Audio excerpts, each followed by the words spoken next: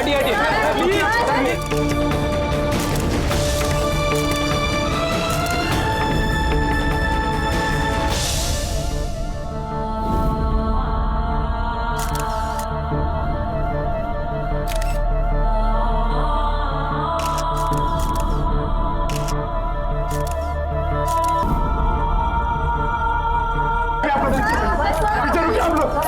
हटिए हटिए please please आप चलो सब पीछे प्लीज आप हटिए प्लीज।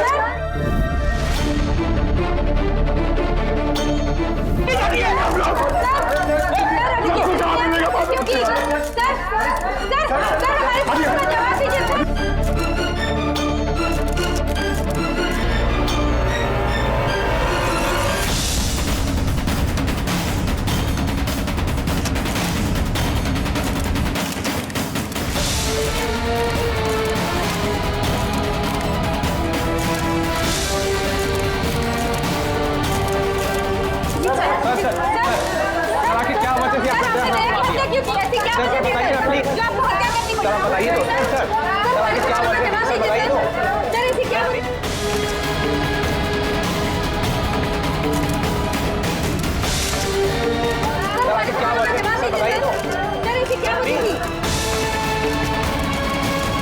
सर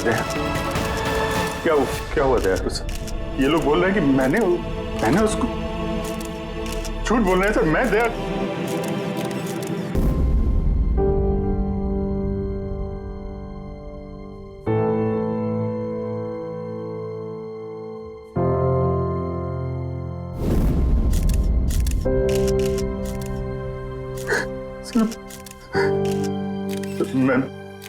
मुझे पता नहीं सर। मैंने कब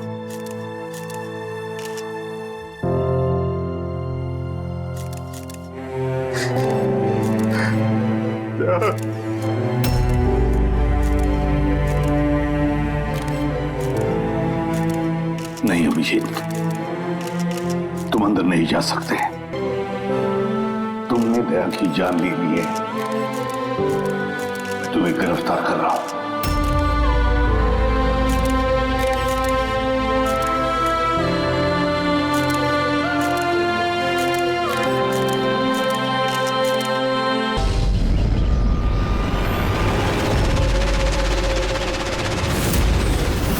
सर, जिसका खून हुआ है उसका नाम डीके है, एक प्राइवेट डिटेक्टिव।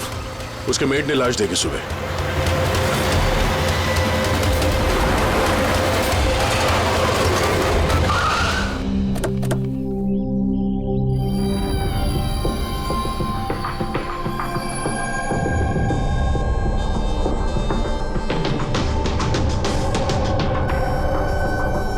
लगता है पॉइंट ब्लैंक रेंज से एक से ज्यादा गोलियां मारी है इसे। सर, इस कमरे का सामान अपनी जगह पे है सर, बिखरा हुआ नहीं है। ऐसा लगता नहीं है कि यहाँ पे हाथापाई हुई है।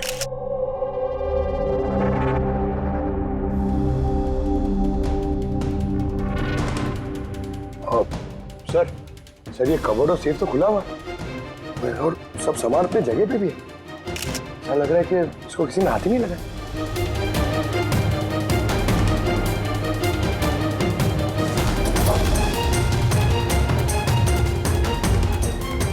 सर, पैसे और जेवर ऐसे के ऐसे ही। लगता है खूनी को जो चाहिए था शायद वो वही लेकर गए। सर, गोली 3 गोलियां चली है दया।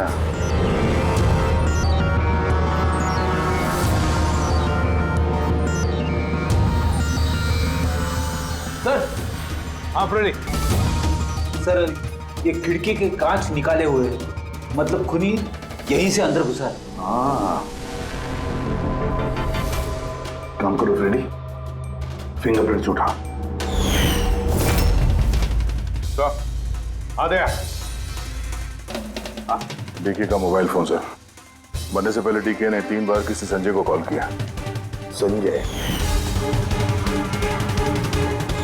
किसी संजय को जान किया? नहीं साहब। रात 1 बजे से 2:30 बजे के बीच में 3 बार। संजय की डिटेल निकालो। सर। हाँ, और हाँ दया, ये अभिजीत कहाँ रह गया? तुमने उसे फोन करके कहा था ना यहाँ आने के लिए क्राइम सीन पर?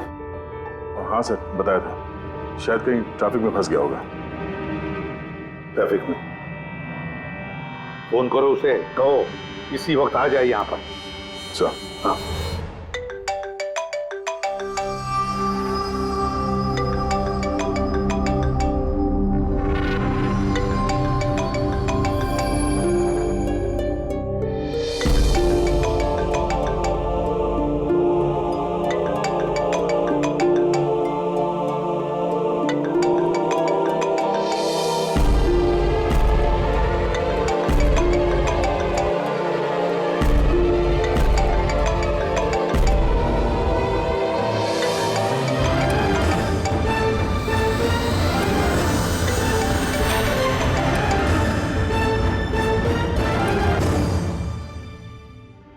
हाँ दया, क्या बोल रहा है अभिजीत? कहाँ है वो?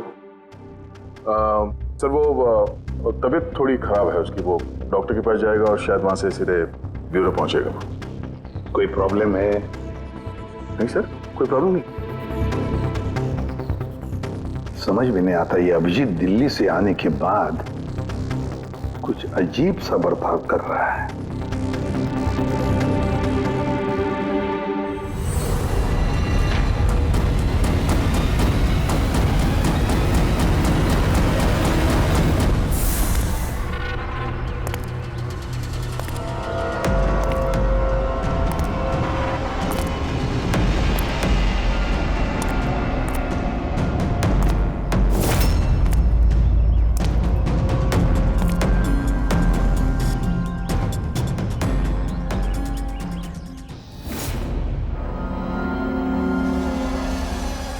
तुमको मेरी मदद की जरूरत है। तुमको? हाँ? अरे भाई, तुम तो खुद एक सीआईडी ऑफिसर हो। हाँ, लेकिन ये काम मैं खुद नहीं कर सकता। चलो ठीक है, कर देंगे मदद। तू भी क्या याद रखेगा? चल चाय वाय तो पी। नहीं यार, वो मैं ठीक हूँ भाई। आई मीन देख चेतन, ये काम जो है ना, इसके बारे में किसी को खबर नहीं होनी चाहिए, खासतौर पे मेरी टीम को। कैसी बात कर रहा है यार? इतने दिन की दोस्ती है अपनी, इतना भी भरोसा नहीं है? बता, काम क्या है? किसी का पीछा करना है, नजर रखनी है उस पे, और इस काम के मैं तुझे पैसे भी दूंगा। क्या बात कर रहा है यार? दोस्ती में पैसा? चल ठीक है, तेरा इच्छा है तो दे देना पैसा। वैसे पीछा किसका करना है?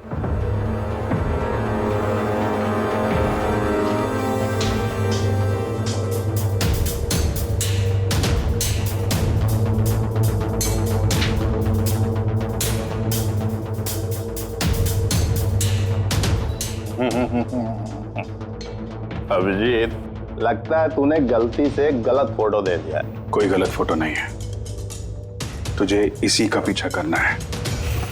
ये कहाँ जाता है, किससे मिलता है, क्या करता है, सब कुछ रात 10 बजे से सुबह 6 बजे तक। और प्लीज कोई सवाल मत पूछ, जितना कहा है उतना कर बस। Okay okay.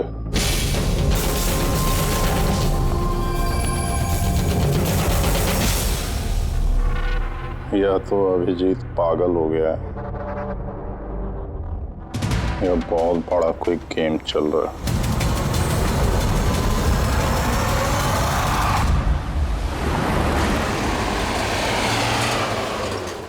क्या डीके का खून हो गया? मरने से पहले डीके ने आखिरी बार फोन पे आपसे बात की थी आधी रात को। क्या बात क्या हुई थी आपकी? वो मेरे कहने पर किसी पर जासूसी कर रहा था, कुछ सबूत मिला उसे, इसलिए उसने फोन किया था मुझे। जासूसी क्यों? मेरी बॉस मंदिरा जी के लिए। मंदिरा? कुमार ज्वेलर्स की मालकिन, मशहूर पेज 3 सेलिब्रिटी। उस दिल्ली वाले केस के बारे में तो आप सबने सुना ही।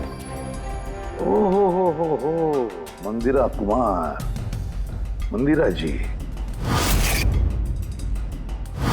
उन पर तो उनके पति, सास ससुर और केयरटेकर्स को मारने का इल्जाम था, है ना? जी। मगर सबूत न मिलने पर कोर्ट ने मंदिरा जी को बरी कर दिया और उसके कुछ ही दिनों बाद मंदिरा जी की पर्सनल असिस्टेंट ईशाना, उसने भी आत्महत्या कर ली।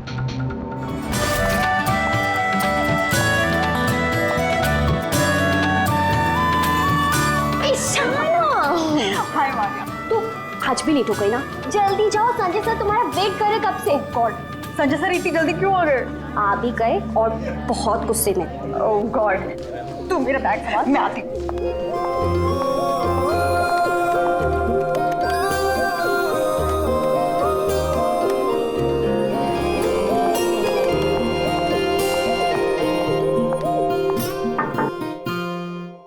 May I come in, sir? Come in.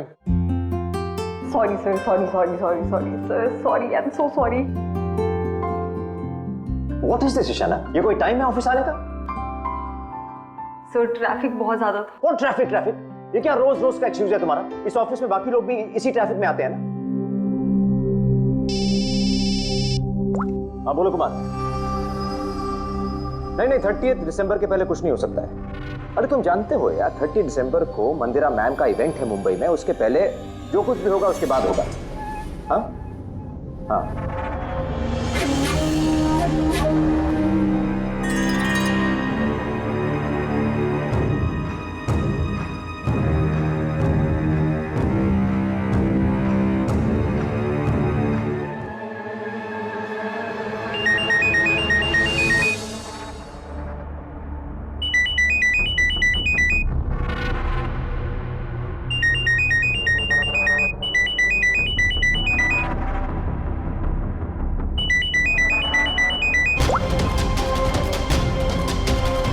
ठीक है, ओके।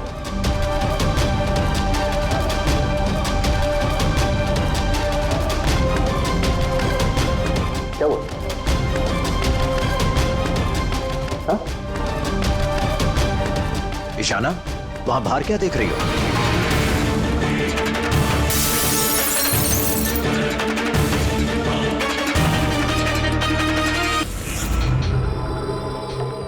आत्महत्या क्यों की थी वो किसी को पता नहीं।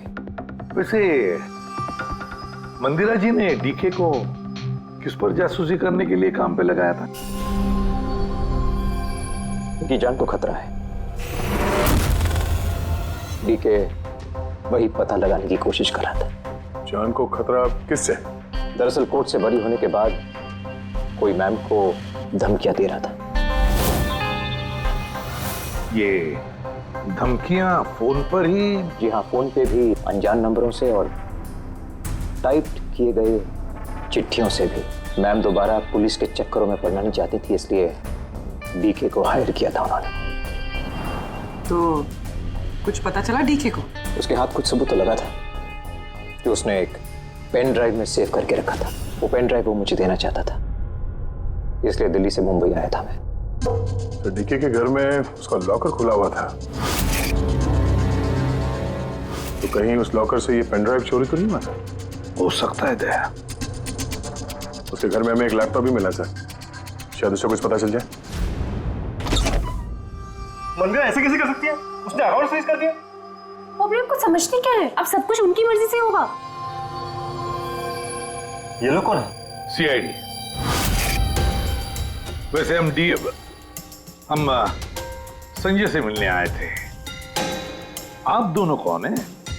सर ये कायरा है, मिस्टर कुमार, मेरा मतलब मंदिरा मैम की बेटी। और ये मैम के बहनोई हैं, मिस्टर सबीर। हम मंदिरा जी और उनके पूरे परिवार से कब मिल सकते हैं? क्योंकि उनकी जान की हिफाजत अब हमारी जिम्मेदारी है। इनफैक्ट मंदिरा मैम, कायरा के चचेरे भाई शिखर और उनकी पत्नी अमारा सब आज रात को ही आ रहे हैं। 30 दिसंबर को कुमार ज्वेलर्स का एनुअल चैरिटी इवेंट है, उसमें शामिल होने के लिए। तो ठीक है, कल सुबह सुबह ही मिलते हैं।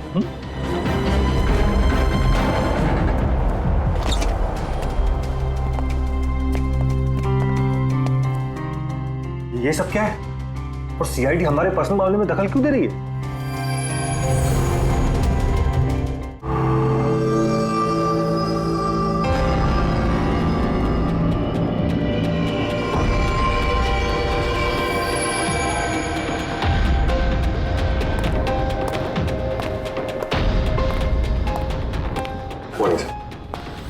हेलो सर, अब तबीयत कैसी है आपकी? मर्डर इन्वेस्टिगेशन है सर, प्राइवेट इन्वेस्टिगेटर डीके की घर ही में मौत हुई है सर। ये पूरी केस फाइल है।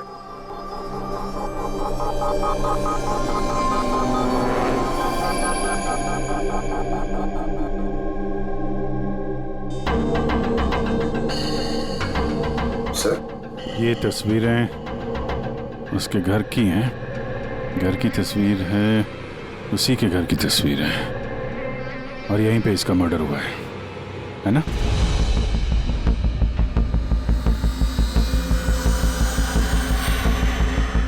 बराबर यहीं पे मर्डर हुआ है इसका। पंकज, ये क्या पूछ रहे हैं हमसे? हमने अभी अभी तो यही बताया। वही तो सर, लग रहा है अभी भी उनकी तबीयत ठीक नहीं है, कुछ गड़बड़ लग रहा है सर।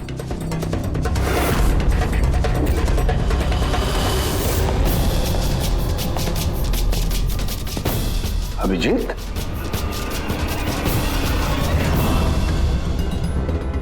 Good morning sir. क्या चल क्या रहा है तुम्हारा? कहाँ गायब हो गए थे?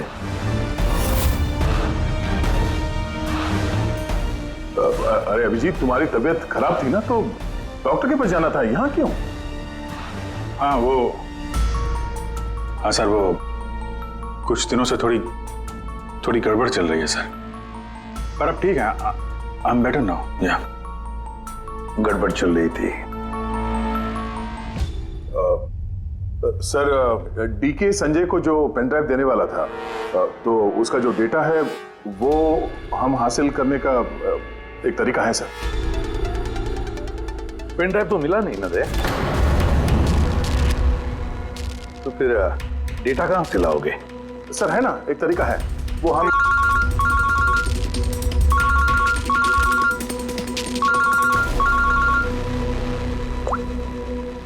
हाँ बोल था उनके।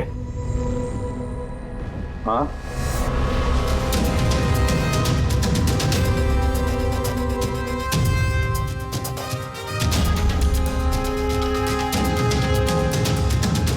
है सर।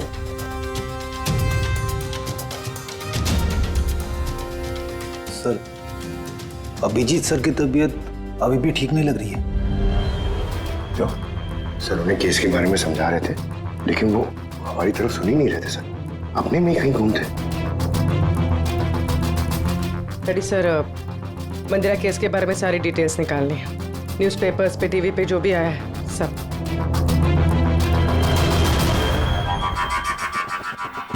घर में घुसने का एक ही रास्ता है, मेन गेट, और चाबी डीके और उसके घर के मेट के पास रहती है।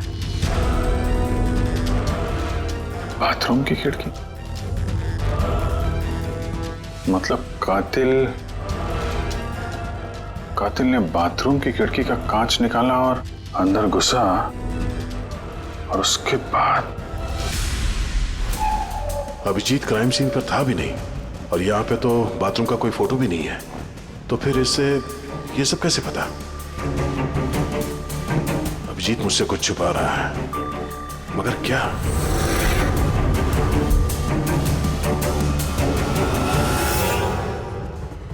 डीके के कंप्यूटर से जो डेटा डिलीट हुआ है वो उसके ऑनलाइन अकाउंट से निकाला जा सकता है,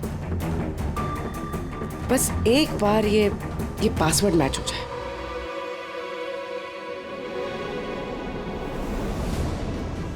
कुछ दिनों से थोड़ी गड़बड़ चल रही है सर, पर अब ठीक है। I am better now. Sir उन्हें केस के बारे में समझा रहे थे, लेकिन वो हमारी तरफ सुन ही नहीं रहे थे सर, अपने में ही कहीं गुम थे।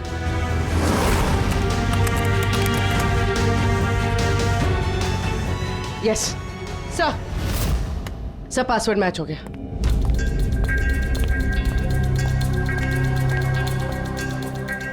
सर इसमें तो वीडियोस हैं, चेक करते हैं। सर ये तो डीके के कंपाउंड के अंदर की फुटेज है। इसका मतलब वहां पे सीसीटीवी कैमरा है? नहीं था, हमारे पहुंचने से पहले किसी ने निकाल लिया। पर निकाला किसने होगा? दूसरा वीडियो देखना।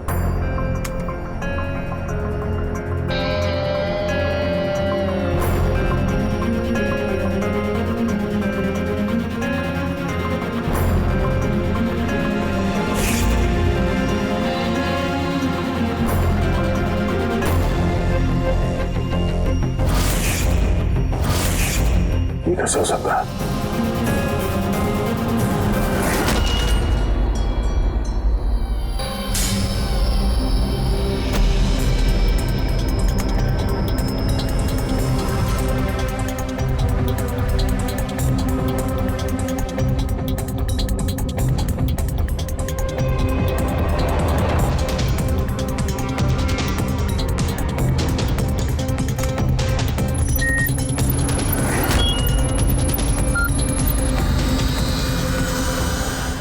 सब आपने अच्छी तरह से क्रॉस चेक तो कर लिया ना?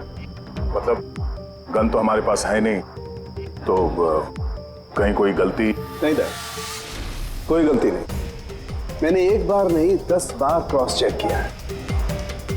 मानता हूं कि गन हमारे पास नहीं है, लेकिन गन के रिकॉर्ड्स तो हमारे पास हैं। वो गोलियां जिससे डीके की मौत हुई है, वो गोलियां उसकी ही गन से चली है। गोलियों का पैटर्न, गोलियों पर लगे हुए निशान, सब ये बात साबित करते हैं कि वो अभिजीत की गन है। सर गोली अभिजीत की गन से चली है, लेकिन ये जरूरी तो नहीं कि उसी ने गोली चलाई है। एग्जैक्टली सर, इसीलिए मैंने ये बात एसीपी साहब को भी नहीं बताई, सिर्फ आप दोनों को बताई, ताकि मैं इस मामले के तह तक जा सकूं। क्या तुमने ये बात एसीपी को नहीं बताई? क्या बताऊं सर, क्या बताऊं एसीपी साहब को? जब मेरा दिल नहीं मान रहा तो मैं उनको क्या बताऊं? अगर ये बात तुम्हारा दिल नहीं मान रहा था तो तुमने फोन करके क्यों मुझसे पूछा कि जिस गन की गोलियों से डीके की मौत हुई है वो गन अभिजीत की है या नहीं? वो क्या था जिसकी वजह से तुम्हें अभिजीत पर शक हुआ? क्या था वो? इसलिए सर क्योंकि जब हमने, जरा पीछे ले जाना।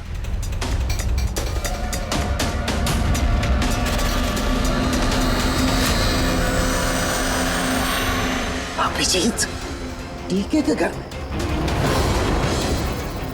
दया, फिर भी तुम अभिजीत को बचाने की कोशिश कर रहे?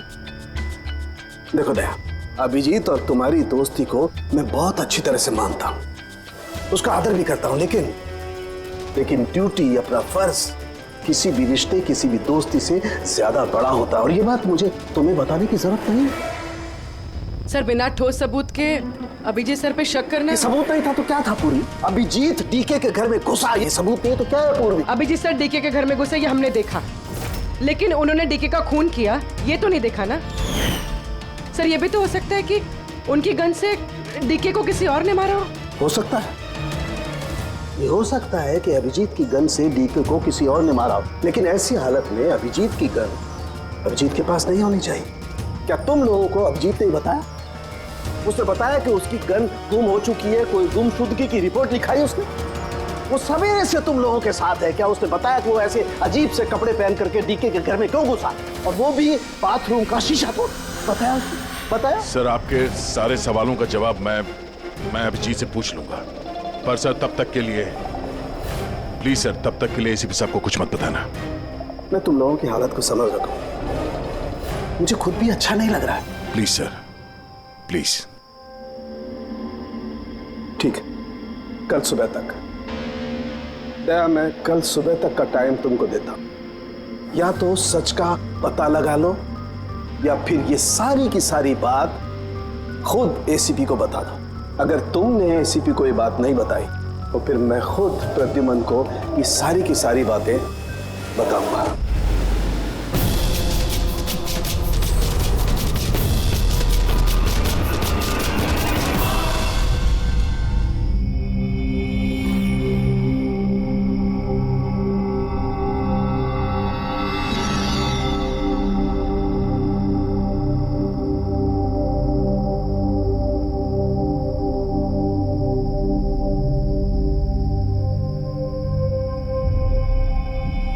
आधा घंटे से ऊपर हो गया, 10 का 10:30 बज गया, अभी तक आया ही नहीं। पूरी रात यहाँ लगता है इंतजार करवाएगा।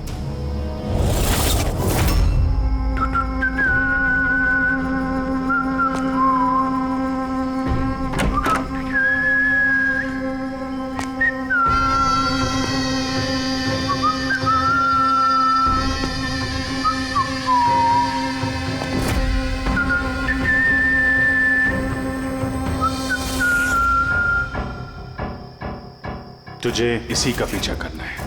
ये कहाँ जाता है, किससे मिलता है, क्या करता है, सब कुछ रात 10 बजे से सुबह 6 बजे तक। ये अभिजीत है? इसको क्या हुआ? ये हुलिया क्या बना रखा है इसने?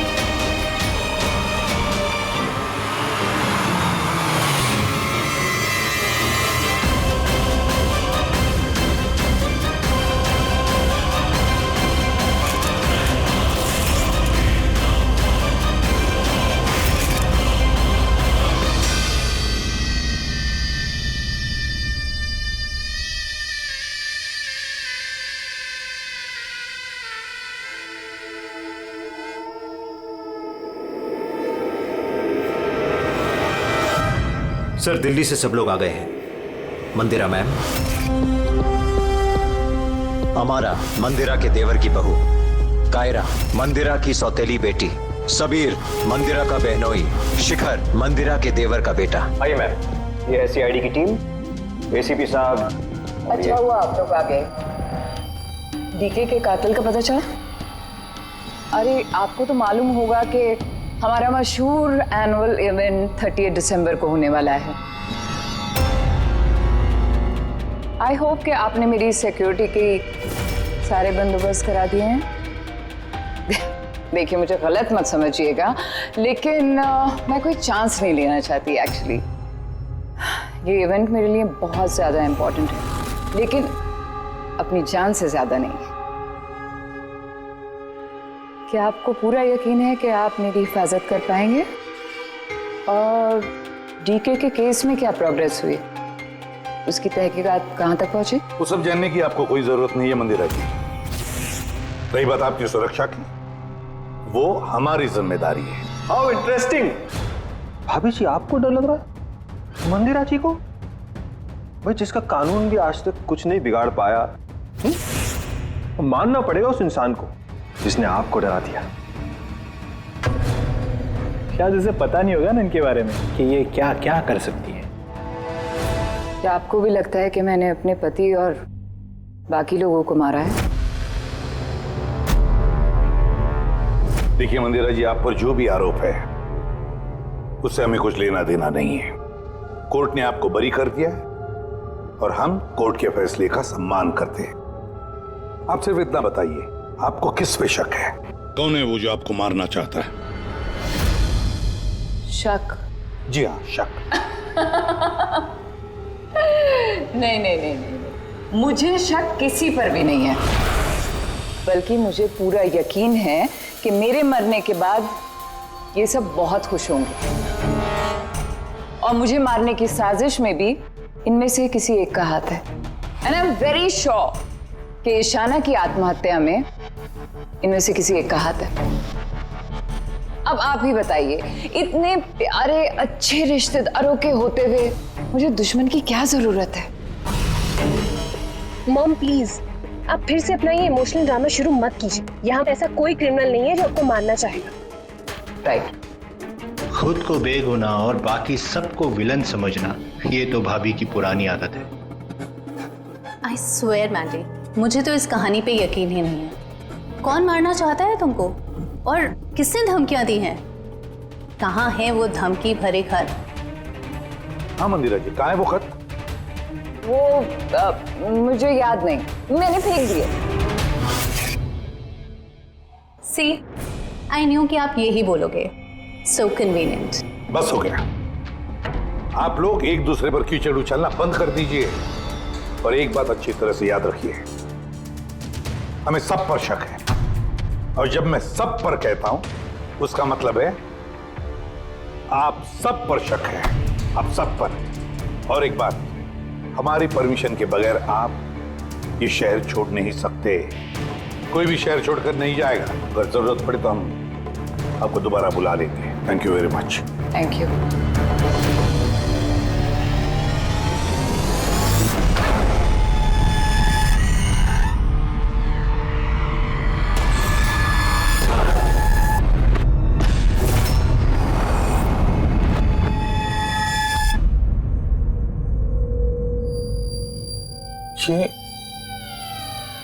ये मैं हूं?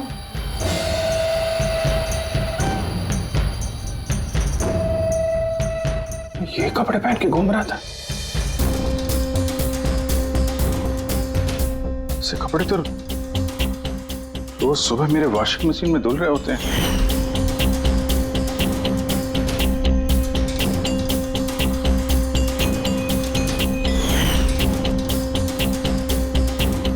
पर ये जूते, यार ये जूते गंदे रहते जैसे मैंने इन्हें पहना हो। लेकिन मुझे याद नहीं मैं ये कपड़े कब पहनता हूं। सच में मुझे क्या हो रहा है मेरे साथ? ये कार में कौन है? ये किससे बात कर रहा हूं मैं? कौन है कार में? नहीं, मैंने नहीं देखा। तुम बात कर रहे थे, तुम्हें पता होगा। और तुम कल तो मुझे पहचाने ही नहीं।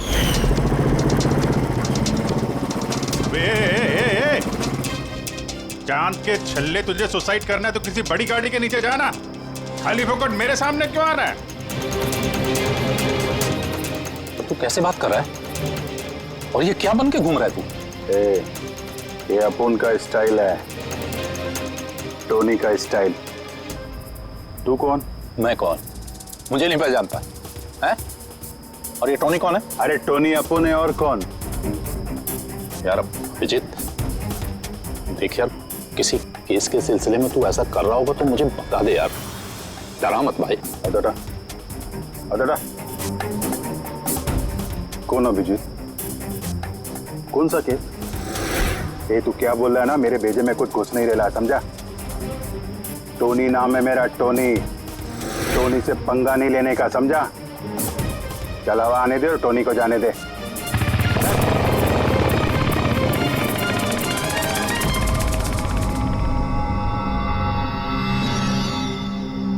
ये अभिजीत अपने आप को टोनी क्यों बोल रहा है? टोनी? कौन कौन टोनी? सच में तेरे को कुछ भी याद नहीं है? नहीं, मुझे कुछ याद नहीं, सच कह रहा हूं मैं। मतलब तू कार में उन लोगों से बात कर रहा था, उसके बाद तू गेस्ट हाउस के अंदर गया। Guest house? हाँ, फिर थोड़ी देर बाद तू बाहर आया। मैं गेस्ट हाउस के अंदर गया? मैंने अंदर क्या किया है? तूने देखा कुछ किया मैंने?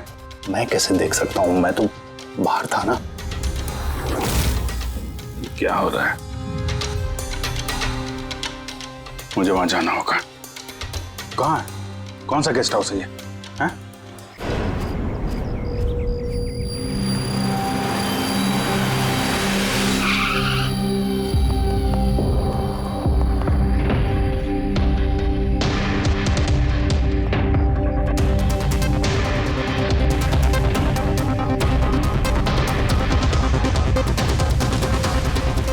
सर, खून।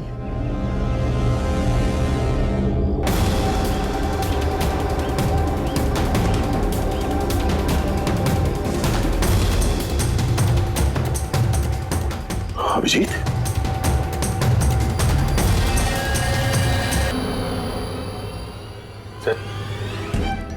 तुम यहाँ पे? तुम्हारा फोन ट्रैक करके, और यही सवाल मैं तुमसे पूछ रहा हूं अभिजीत, तुम यहाँ कैसे?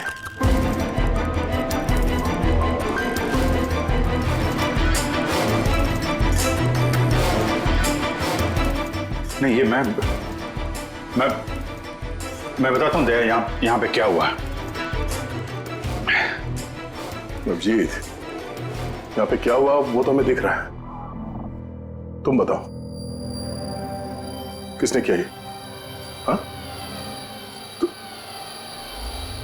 तुमने इन दोनों को मारा? मैंने? अभिजीत, मैं तुमसे कुछ पूछ रहा हूं। तुमने मारा इनको? सर आप अभिजीत सर पे इल्जाम लगा रहे हैं सर। मुझे इल्जाम लगाने की जरूरत नहीं है पूर्वी, तुम देखने रही हो यहां 2 लाशें पड़ी हैं, खून से लथपथ, और सीआईडी ऑफिसर अभिजीत लाशों के बीच से ये बैज उठा रहा है, या यूं कह लो कि सुराग चुरा रहा है। अभिजीत, मैं फिर पूछ रहा हूं तुमसे, मुझे तुम्हारे साथ अपराधियों जैसे बर्ताव करने पे मजबूर मत करो। तो क्या करूं मैं? क्या बोलूं मैं? अगर मैं बोलूं कि मैंने ये नहीं किया तो मानोगे? अगर मैं कहूं कि मुझे पता नहीं कि मैंने किया है या नहीं? आई नो मैं अनर्गल बोल रहा हूं, लेकिन तुम लोग तो मुझे जानते हो ना। अभिजीत, यहां मेरे सामने जो सबूत पड़े हैं उनको देखकर हम कुछ कह नहीं सकते। मुझे अपना फर्ज निभाना होगा।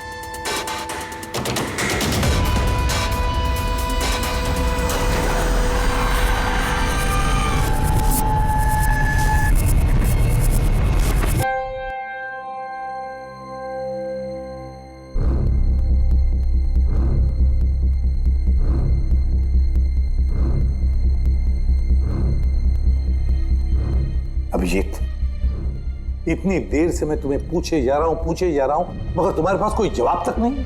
हाँ? तुम जानते हो तुम पर कैसा इल्जाम है? कुछ समझ रहे हो तुम?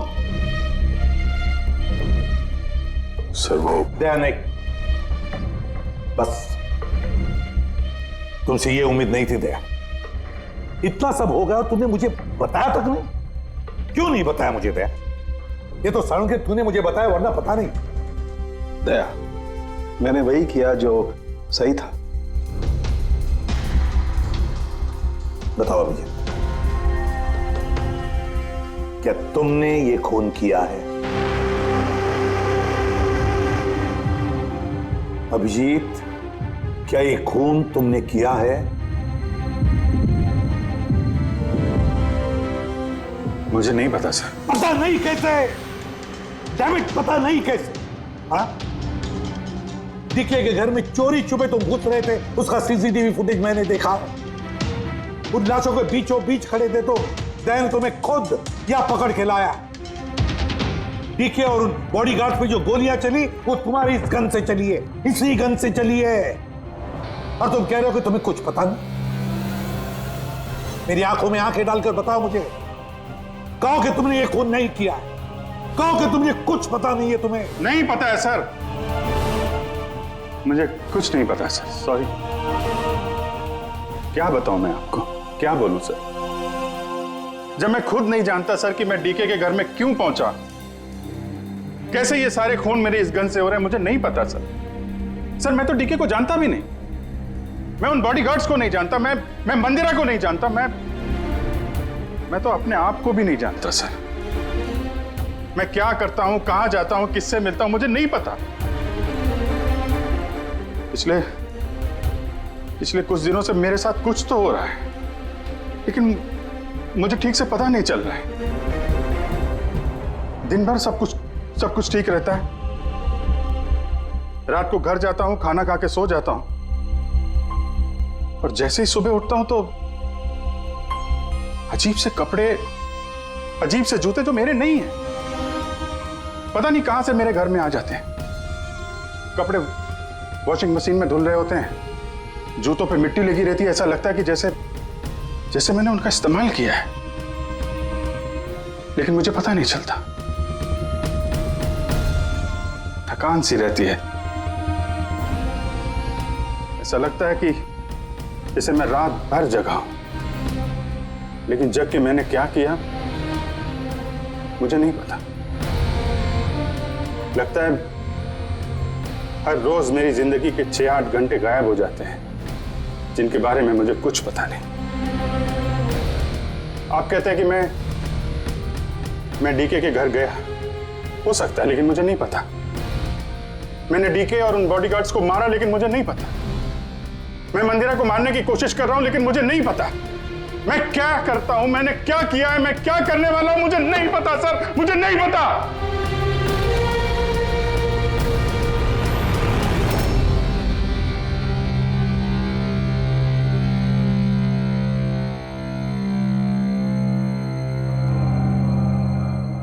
देखो अभिजीत, इस वक्त तुम खुद के लिए और दूसरों के लिए भी खतरनाक हो। मैं तुम्हें खुला नहीं छोड़ सकता। मैं तुम्हें नजर कैद में रख रहा हूं और दया तुम पर नजर रखेगा।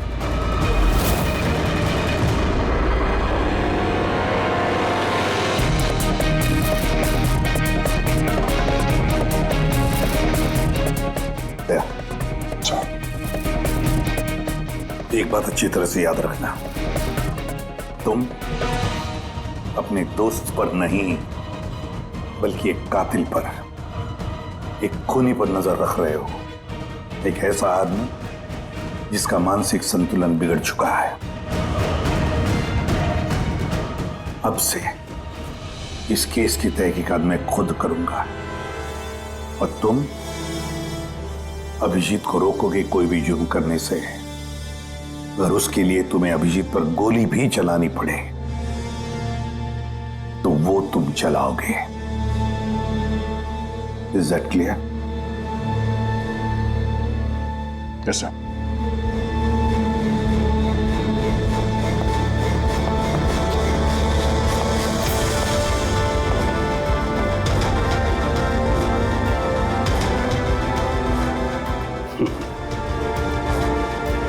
हथकड़ी लगा दो यार। सुना ना, मानसिक संतुलन ठीक नहीं है मेरा। कब क्या कर बैठूं कुछ पता नहीं। रोक लो मुझे, इससे पहले मेरे हाथों कोई और गुनाह हो जाए। रोक लो मुझे यार। आपका ऑफिसर, आपका अपना सीआईडी ऑफिसर मेरी जान के पीछे पड़ा है। उसने उन लोगों को भी मार डाला जो मेरी हिफाजत कर रहे थे, और आप बड़ी शान से कह रहे हैं कि डरने की कोई बात नहीं है। वो आपकी नाक के नीचे लोगों का कत्ल कर रहा है और आप अब भी कह रहे हैं कि डरने की कोई बात नहीं है। कमाल है। आप मुझे बताइए कि मैं आप लोगों पर कैसे भरोसा करूं। आज आपका एक ऑफिसर सीरियल किलर निकला है, कल को कोई दूसरा निकल आएगा। बस मंदिरा जी, बस। बहुत बोल गई आप। हमारा इंस्पेक्टर अभिजीत एक ईमानदार और बहादुर सिपाही है। अपने देश की रक्षा के लिए और आम आदमी की सुरक्षा के लिए अपनी जान तक कुर्बान कर सकता है, लेकिन एक किलर कभी नहीं बन सकता। हाँ, उस पर इल्जाम जरूर है। 3 खून का इल्जाम है। साबित सिर्फ इतना हुआ है कि अभिजीत का मानसिक संतुलन बिगड़ चुका है। उसे कुछ याद नहीं रहता वो क्या करता है, किससे मिलता है, क्या बोलता है, और उसके बाद में जब नॉर्मल होता है सब कुछ भूल जाता है। इसका मतलब ये नहीं कि वो कोई सीरियल किलर है। मैं पूरी यकीन के साथ कहता हूं, खतरा है आपकी जान को तो वो आपके इन रिश्तेदारों से। एक्सक्यूज मी, सबूत सारे आपके ऑफिसर के खिलाफ मिले हैं और शक आप हम सब पे कर रहे हैं। जी हाँ, मैं आप सब पर शक कर रहा हूं। ऑफिसर तो आप ही का है, वो आप तो उसे ही बचाएंगे। वो तीनों खून इंस्पेक्टर अभिजीत की गन से चली हुई गोलियों से हुए, और आपको लगता है कि ये काम हम में से कोई कर सकता है? अरे हमारे पास आपके ऑफिसर की गन कहां से आएगी? शिखर जी, जल्द से जल्द हम पता लगा लेंगे कि इंस्पेक्टर अभिजीत की गन आपके पास कैसे आई। लेकिन मंदिरा जी, एक रिक्वेस्ट है, आपका जो 30 दिसंबर का इवेंट है वो आप कैंसिल मत कीजिए। बहुत अच्छा मौका है खूनी को पकड़ने का, क्योंकि खूनी उस इवेंट में जरूर आएगा।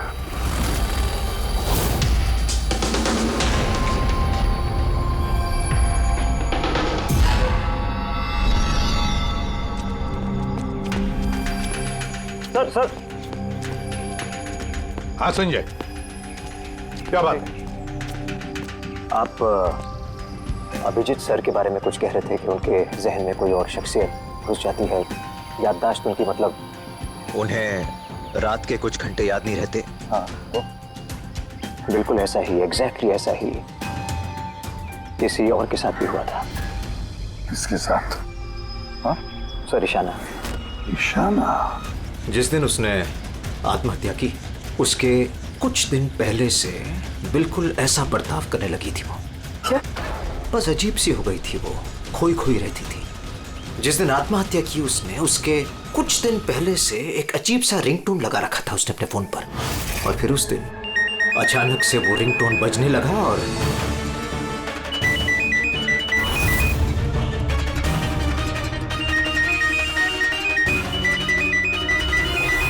सर ऐसा लग रहा था कि वो ईशाना नहीं कोई और है। सर अभिजीत सर भी तो दिल्ली से आने के बाद इस तरह से बिहेव कर रहे हैं।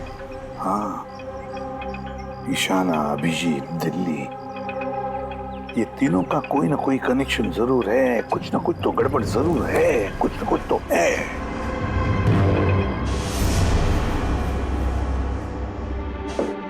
कॉफी? अरे पी लो यार, कुछ मिलाया नहीं है। मैं यही हूं और कहीं भागने वाला नहीं। अभिजीत, तुमने हम सबसे ये बात छुपाई क्यों?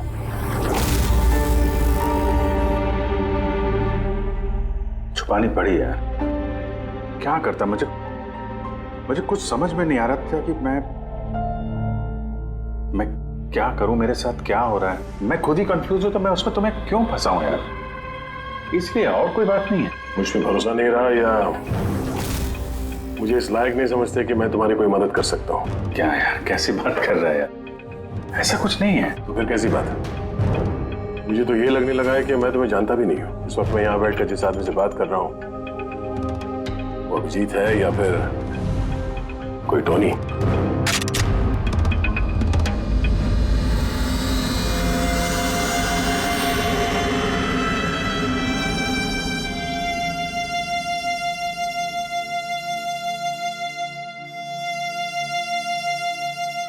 मैं तुम्हें कोई नुकसान नहीं पहुंचाने वाला। अभिजीत हूं या टोनी, सपने में भी नुकसान नहीं पहुंचाऊंगा। गन दिखाने की जरूरत नहीं है। बात यह है ही नहीं कि तुम मुझे कोई नुकसान पहुंचा सकते हो या नहीं। बात यह है कि मैं यहां सिर्फ अपनी ड्यूटी कर रहा हूं और मैं कोई चांस नहीं ले सकता। मैं तो तुम्हें शायद जानता भी नहीं हूं।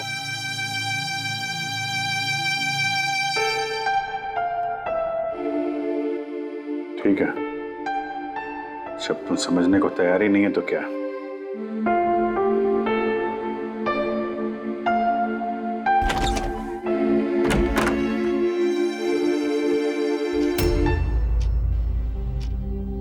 तो डॉक्टर महेश, हमने आपको सारी बात बता दी।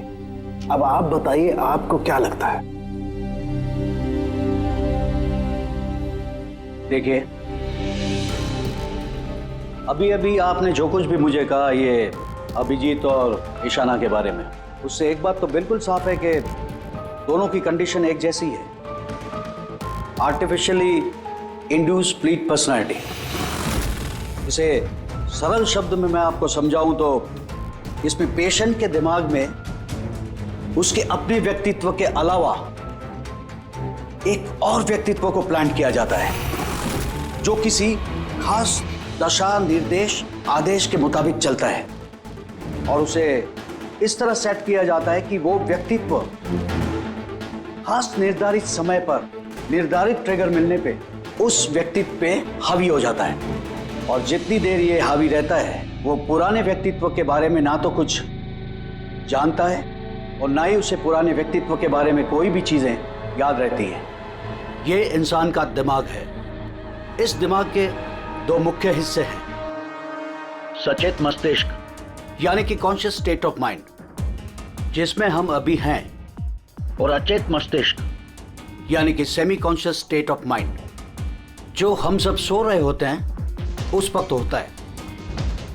और कभी कभी जागते हुए भी किसी नशे या किसी दवाई के असर में हमारा अचेत मस्तिष्क एक्टिव होता है। सचेत और अचेत दोनों ही अवस्था में ही दिमाग अलग अलग होते हैं। इस अवस्था में दोनों ही दिमाग जो सोचते हैं, जो बातें, जो यादें, उसे सेव कर लेते हैं। सचेत मस्तिष्क में सेव बातें तो हमें बरसों तक याद रहती हैं, लेकिन अचेत मस्तिष्क में सेव की हुई बातें हमें याद नहीं रहती।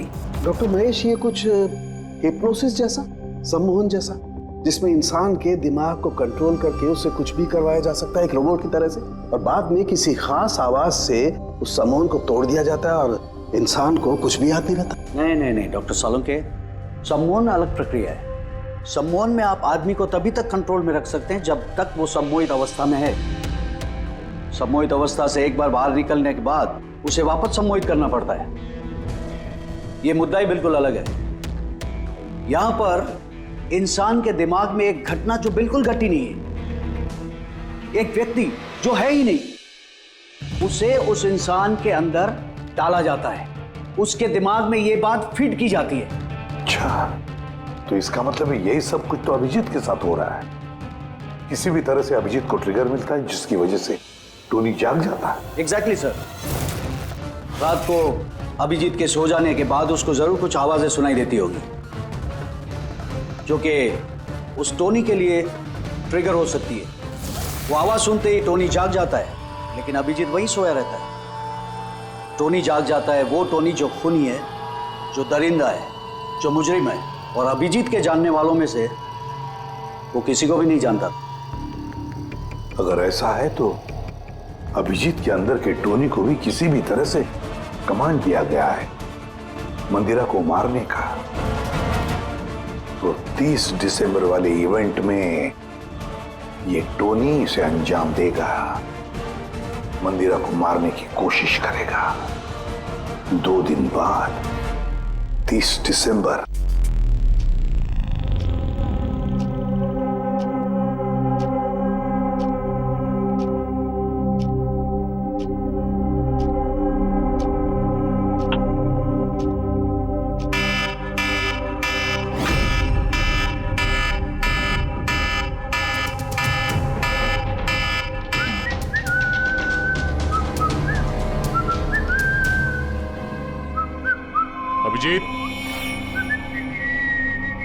अभिजीत, कहाँ हो?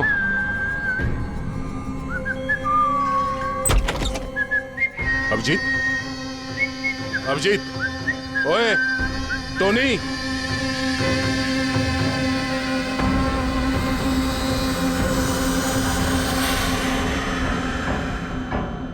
कौन है तू? तू अपन के घर में क्या कर रहे ला? अभिजीत, टोनी, तुम यहां से बाहर नहीं जा सकते। तुम यहां नजरबंद हो।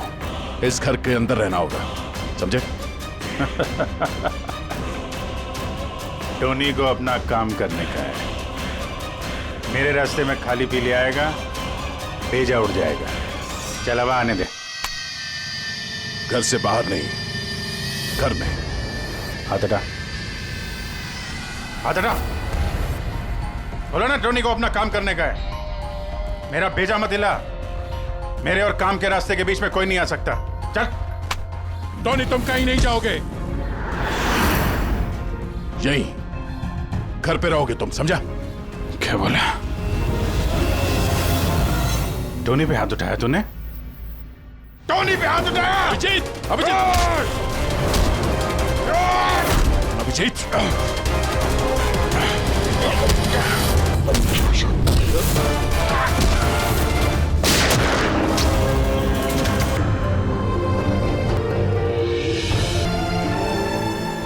सरदे क्या हुआ दया?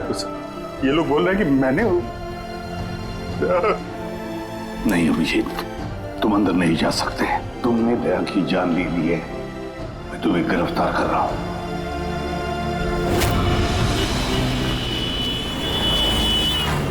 ईशाना के फोन रिकॉर्ड्स में डॉक्टर तानिया का नाम कई बार है। आप में से कोई जानता है डॉक्टर तानिया को? आत्महत्या करने से पहले वो डॉक्टर तानिया से मिली थी क्या? ये डॉक्टर तानिया कहीं डेंटिस्ट तो नहीं? ईशाना मरने से पहले कई बार एक डेंटिस्ट से मिली थी। मुझे नाम तो नहीं मालूम, पर हो सकता है ये वही हो। जितना मुझे लगता है ये कोई डेंटिस्ट तो नहीं है। कुछ दिनों पहले सीआईडी ऑफिसर अभिजीत यहाँ रुके थे। Yes ma'am. उस पूरे हफ्ते में यहाँ जो कोई भी रुका था उन सब की लिस्ट चाहिए, और उनके स्टे के दौरान इस लॉबी की सीसीटीवी फुटेज भी देखनी है।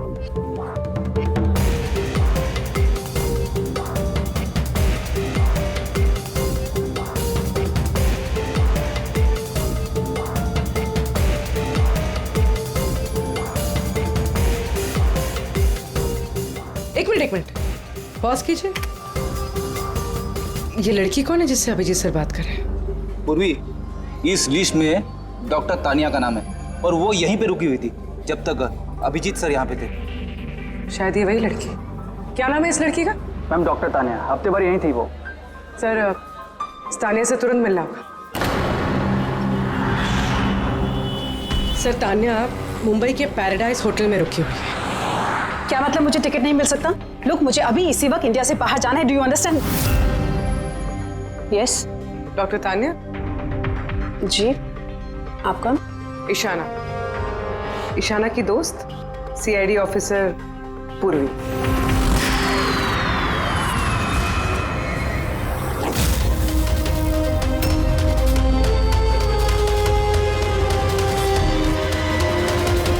भागना बड़ा मुश्किल है। कहाँ भाग रही है तानिया जी? क्या चाहते क्या है आप लोग? अभिजीत के साथ क्या किया तुमने?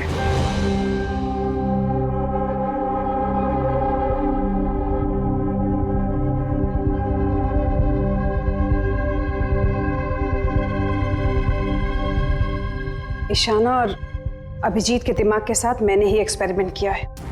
ईशाना को आत्महत्या करने के लिए और अभिजीत को एक मर्डर करने के लिए मैंने ही प्रोग्राम किया था। कैसे किया तुमने program? Artificially induced split personality के जरिए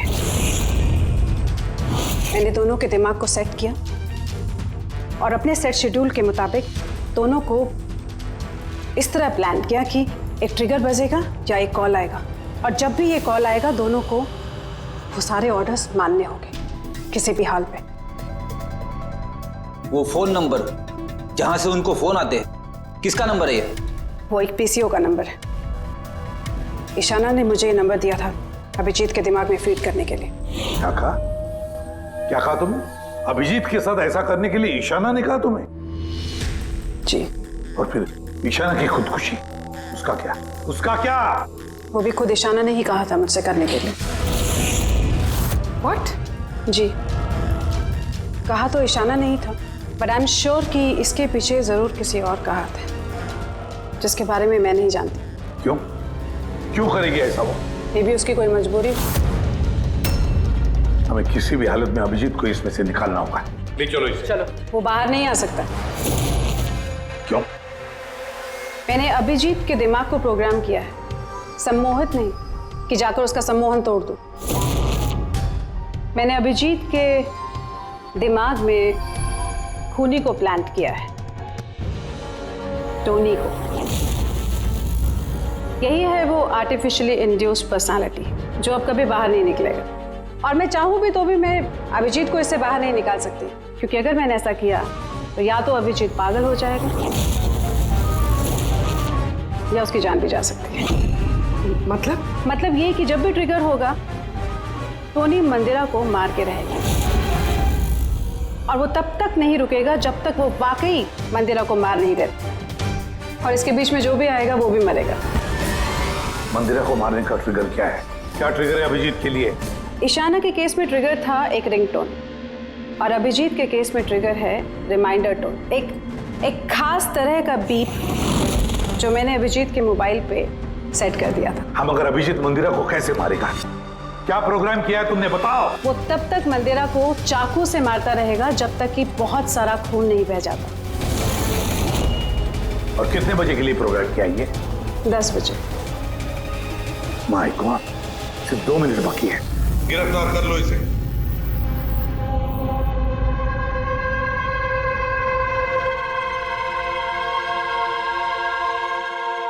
अभी जिंदगी में नहीं सोचा था सर कि आपके ऊपर मुजरिमों की तरह नजर रखनी पड़ेगी।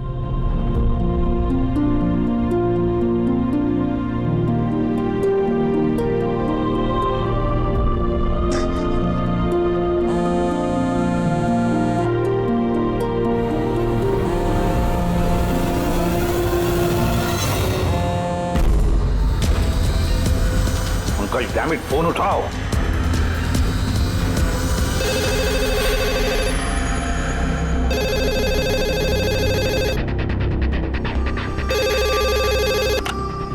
हेलो पंकज, कहाँ थे तुम? मोबाइल क्यों नहीं उठा रहे थे? सॉरी सर, मेरा फोन साइलेंट पे था। इधर ही हूँ सर, अभिजीत सर के पास। सुनो मेरी बात, अभी के अभी जाके अभिजीत का फोन स्विच ऑफ करो। क्या सर? फोन स्विच ऑफ करो? फोन स्विच ऑफ करो, जैसे मैंने कहा वैसे करो, अभी इसी वक्त। अभिजीत सर का फोन? पंकज तुम सवाल क्यों कर रहे हो? अभी के अभी जाके फोन बंद करो। देखो बिल्कुल वक्त नहीं है हमारे पास, नहीं तो अभिजीत का टोनी बन सकता है। अभी जाओ जल्दी।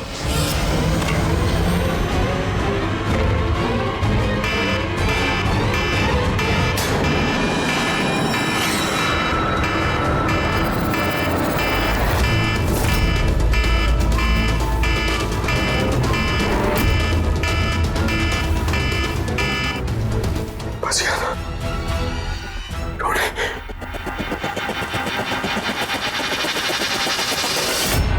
अभिजीत सर, अभिजीत सर कहाँ गए? Abhijeet sir, Abhijeet sir,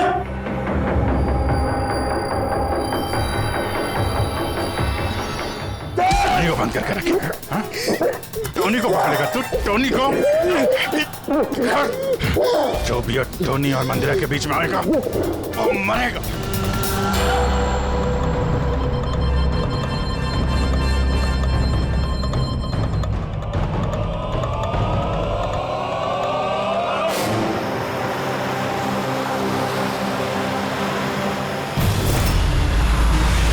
sir यही चैरिटी इवेंट का वेन्यू है।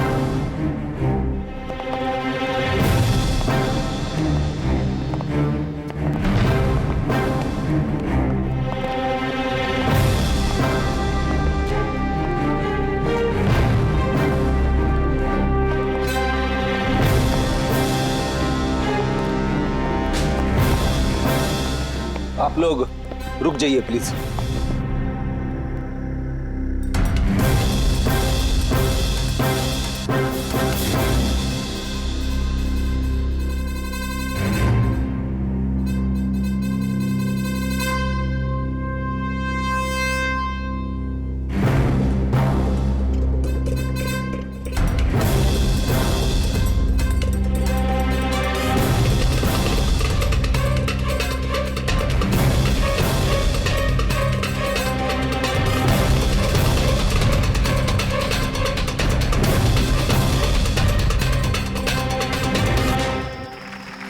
हेलो लेडीज एंड जेंटलमैन, हर साल की तरह इस साल की जो ये शाम है वो बहुत खास है, क्योंकि ये शाम है मंदिरा ज्वेलर्स के एनुअल चैरिटी इवेंट की, जिसमें जमा की गई सारी राशि दिल्ली और मुंबई के अनाथ आश्रमों और वृद्ध आश्रमों को जाती है। क्या बात है, तालियां बनती है इस बात पे डीकेसी चैरिटी के लिए। हर साल की तरह इस साल भी जो हमारी मुख्य अतिथि है वो और कोई नहीं है बल्कि मिसेस मंदिरा खन्ना है।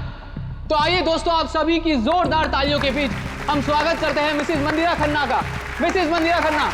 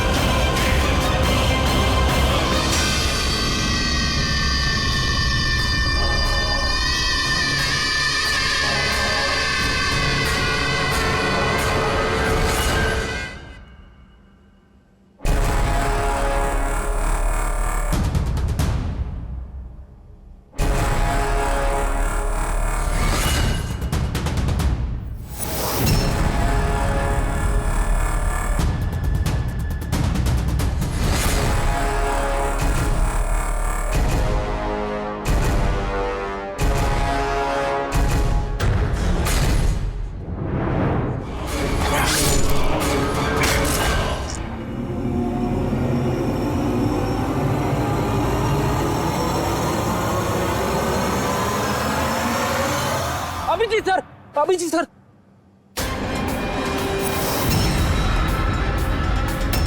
Sir, sir.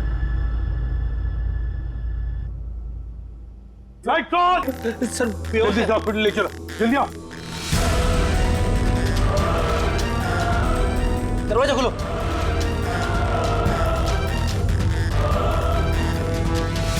मंदिरा जी, टोनी ने अपना मिशन पूरा किया, मंदिरा जी को मारने का। वैसे हम पर भरोसा करने के लिए बहुत बहुत शुक्रिया मैम। ये आप लोग मुझे यहाँ क्यों लाए? मुझे तो स्टेज पे होना चाहिए ना।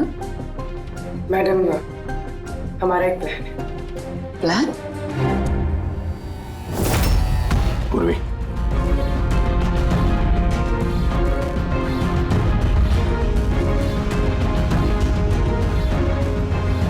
Lights off. मंदिरा जी, और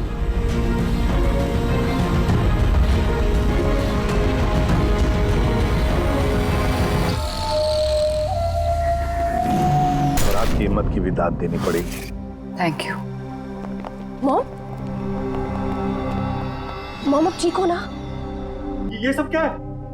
आप लोग हमें ग्रीन रूम में लॉक करके क्या हासिल करना चाहते थे? आखिर खूनी तो कोई और ही निकला ना। सर, आपने ये सब मॉम की जान को खतरे में डालकर किया। अगर सचमुच मॉम को कुछ हो जाता तो? बहुत बड़ा रिस्क था सर, बट आई होप अब खतरा टल गया। खतरा अभी तक टला नहीं है, क्योंकि इस खेल का असली मास्टरमाइंड अभी तक पकड़ा नहीं गया। कहानी अभी बाकी है।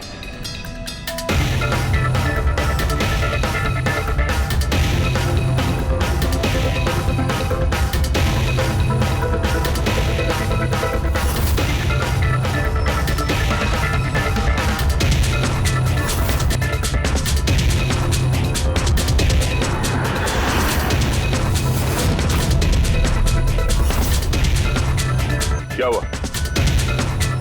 मुझे देख के अच्छा नहीं लगा? कभी कभी कातिल तक पहुंचने के लिए हमें मरना भी पड़ता है। इसका मतलब इनके खून की खबर नाटक थी? मेरी मौत से कातिल बड़ा खुश था कि वो कामयाब हो गया, और उसी समय का हमने फायदा उठाया। हम मंदिरा जी को बचाने में लगे हुए थे और दया मास्टरमाइंड के पीछे लगा था। लेकिन असली मास्टरमाइंड है कौन?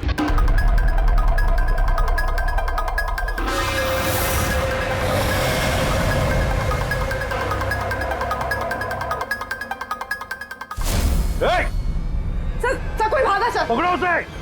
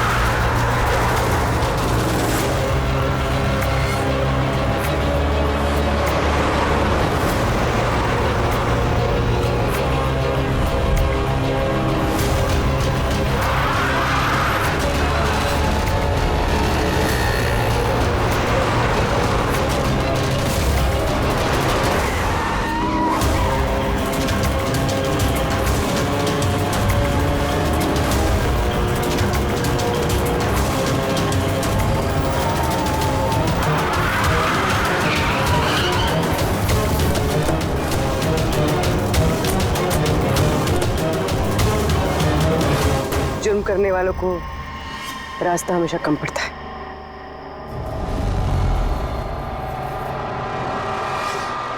तुम ये सोच रही हो कि हमें कैसे पता चला कि खून तुमने किया? हमें ये तो पता था कि ये मास्टरमाइंड मंदिरा जी के अपने में से कोई है, इसलिए मेरी मौत के बाद सबसे पहले हमने ये पता किया कि आप में से वो कौन है जो अभिजीत को जानता था या फिर उससे मिला था। फिर मुझे याद आया कि क्राइम ब्रांच के सेमिनार के लिए अभिजीत दिल्ली गया हुआ था। उस सेमिनार में आने वाले लोगों की लिस्ट देखी मैंने तो मेरा ध्यान कायरा पे गया, क्रिमिनल साइकोलॉजी की स्टूडेंट कायरा। जब हमने डॉक्टर तानिया से पूछताछ की तो पता चला कि ईशाना ने उससे कहा था ये सब करने के लिए। उस वक्त ईशाना की माँ सरकारी अस्पताल में एडमिट थी। उसके तुरंत बाद ईशाना की माँ को 7 स्टार हॉस्पिटल में एडमिट किया गया और उसका सारा खर्चा मिस कायरा ने उठाया था। और सबसे बड़ा क्लू वो पीसीए। जिससे अभिजीत सर को फोन पे ऑर्डर्स मिलते थे। दया सर ने उस पर नजर रखी और वहां पर भी तुम दिखे। Okay fine, I give up. मान गई कि आप लोग बहुत स्मार्ट हैं, लेकिन सर इस बात से तो आप भी एग्री करोगे ना कि मैं भी बहुत स्मार्ट हूं। हाँ, स्मार्ट तो हो तुम। क्रिमिनल साइकोलॉजी की होशियार स्टूडेंट जो अपने सौतेली मां से अपने पूरे परिवार का खून का बदला लेना चाहती थी। लोगों के दिमाग से खेलना, उन्हें अपने चक्कर में फंसाना, ये इनकी खासियत है। तो मुझे लगा कि क्यों ना इन्हीं की तरीके से मार दिया जाए। इसीलिए मैं ईशाना से मिली और फिर डॉक्टर तान्या से मदद ली। She was mad. She wanted to do an experiment. फिर मैंने ईशाना को बहुत समझाया। कई बार समझाने के बाद She was ready. उसने वो एक्सपेरिमेंट अपने ऊपर लिया, लेकिन somehow I was never convinced. मुझे हमेशा कंफ्यूजन रहता था कि वो नहीं कर पाएगी एक्सपेरिमेंट। फिर उसी दौरान मैं दिल्ली में अभिजीत से मिली और उनसे मिलने के बाद मुझे लगा कि इतने सच्चे और ईमानदार पुलिस ऑफिसर के होते हुए ये एक्सपेरिमेंट कोई और क्यों करे। फिर मैंने और डॉक्टर तान्या ने अभिजीत को मोहरा बनाया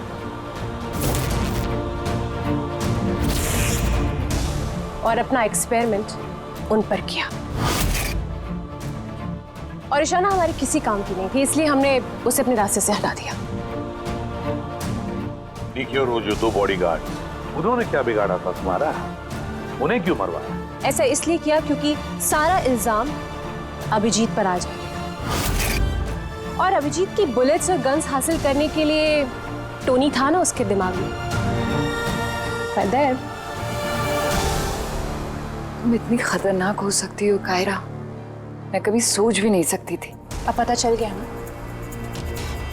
तुमने मेरे माँ बाप के साथ, मेरी फैमिली के साथ जो भी किया है, तुम्हें जीने का कोई हक नहीं है।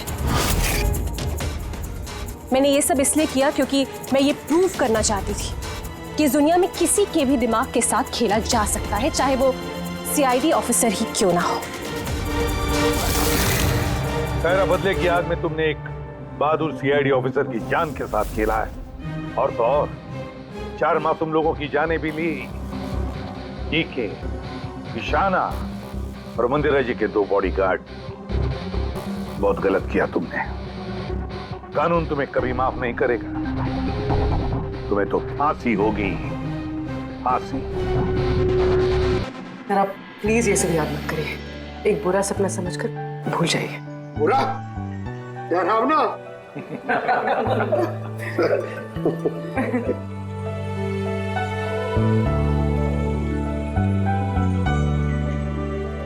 बस मैं बोलता हूँ कि चलो, केस तो सॉल्व हो गया।